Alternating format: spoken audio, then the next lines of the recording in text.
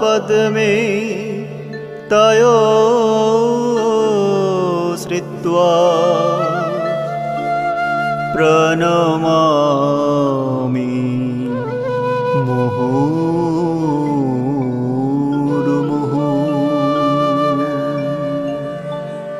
प्रणमामि मुहुर्मुहुः।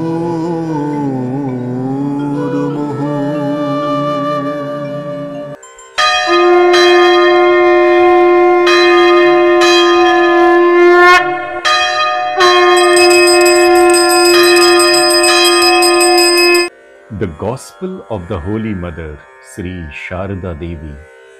Reminiscences and conversations recorded by Swami Arupananda.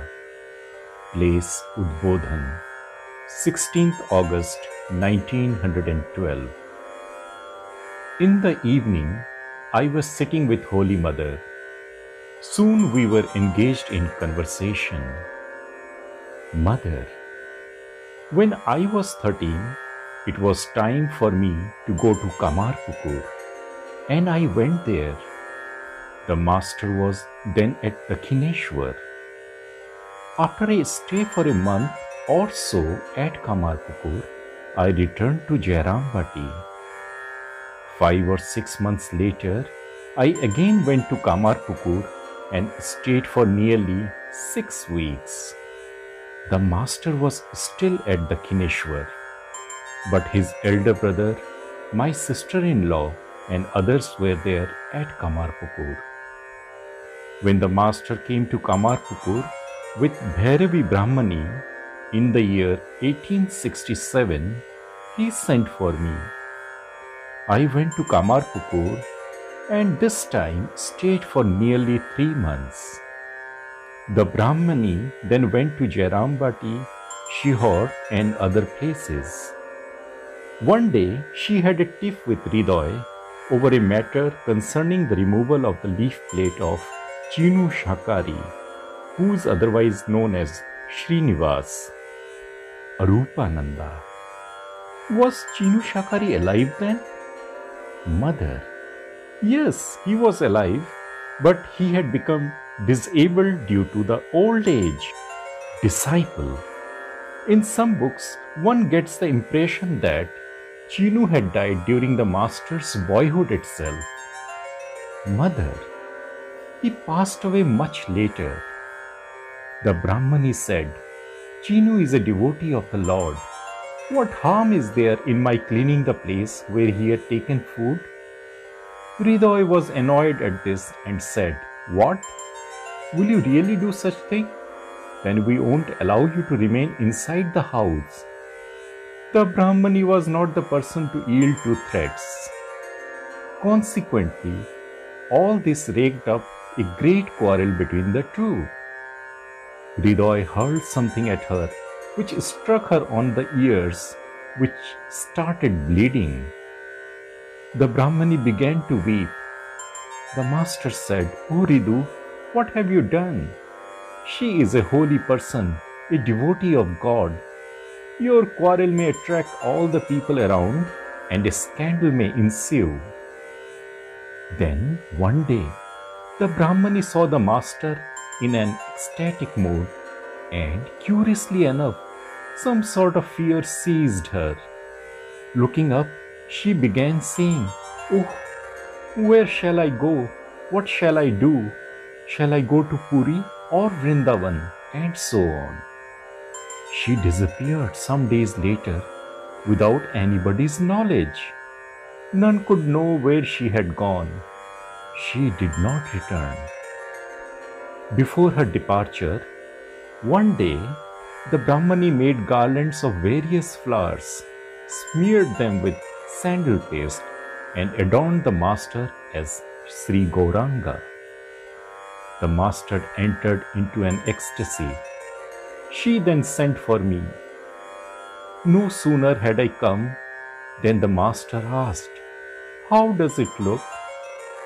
I somehow managed to say, "Fine," and came away after a hurried prostration. He was in the state of divine inebriation. which had frightened me. After a little pause, the Holy Mother continued. After this, I returned to Jairam Bhatti. The village people were saying all sort of things about the master, that he was insane, had gone fully mad, and was wandering about naked, and so on. None could understand then the state of his mind. When all people talked thus, I told myself, let me go and see him. An opportunity soon came.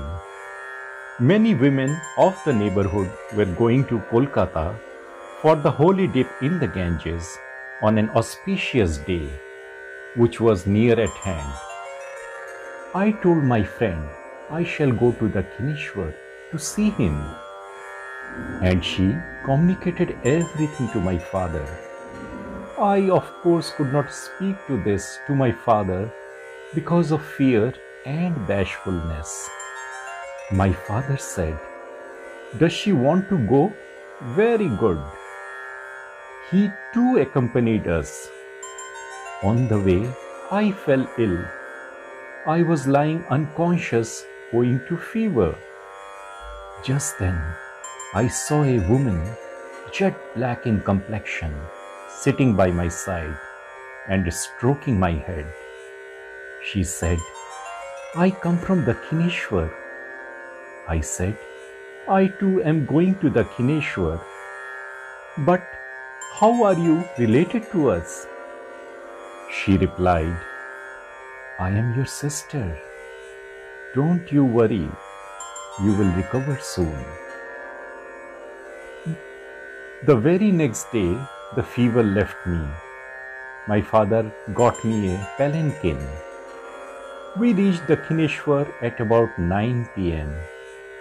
I went straight to the master's room, while the others went to Nahabat, where my mother-in-law stayed.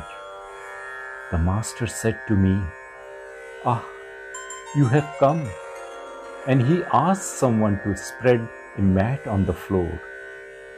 Then he added, "Alas, would that my Mathur were alive now. By his death, my right hand, as it were, is broken." Mathur had died a few months before. Arupananda. Oh, was not Mathur Babu there? Mother. No, he had passed away about 7 or 8 months earlier. Had Mathur been alive, would I have been put up in that tiny inconvenient room in the Nahabat? He would have built a mansion for me. After seeing the master, I wanted to go to the Nahabat. But the master said, No, stay here. It would be inconvenient for the doctor to see you there." I spent the night in his room. A woman companion slept beside me. Hridoy gave us 2 or 3 baskets of puffed rice, for all had finished their supper when we arrived. The next day, a doctor came and examined me. After a few days, I became well and went to stay in the Nahabat. My mother-in-law too was then staying there.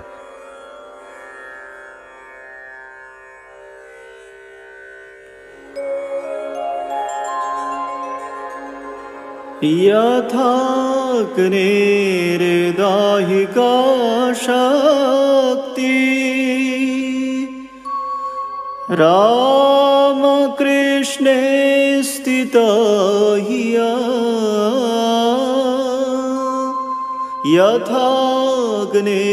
यथाग्नेर्दाहिका शक्ति